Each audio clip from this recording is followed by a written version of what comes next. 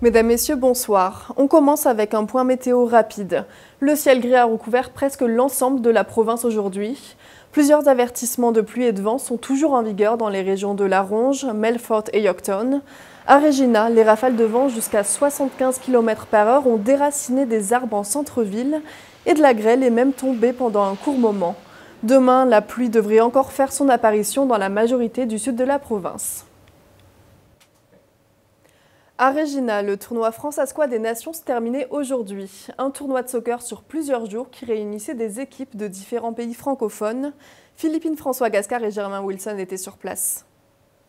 Une vingtaine de spectateurs se sont réunis pour encourager les équipes en finale.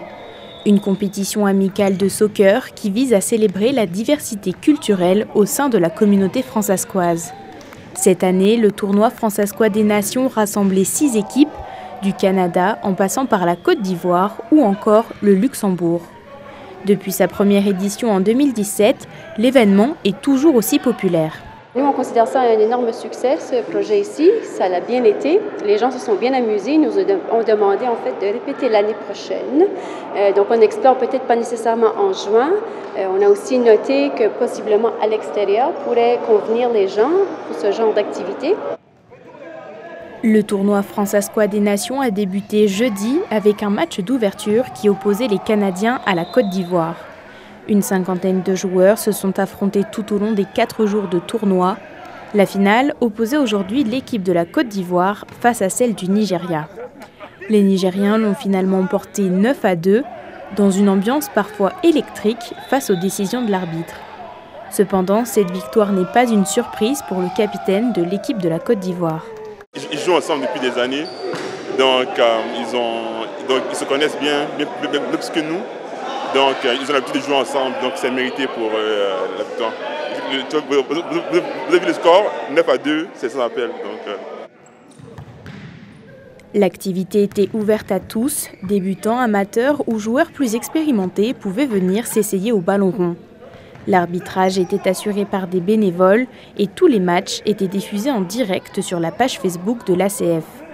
Le tournoi s'est terminé avec un partage de gâteaux entre les équipes finalistes.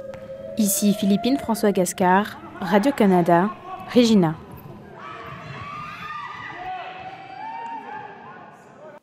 En politique provinciale, l'affaire du président de l'Assemblée législative, Randy Weeks, n'en a pas fini. Demain matin, un comité de l'Assemblée doit se réunir à ce sujet.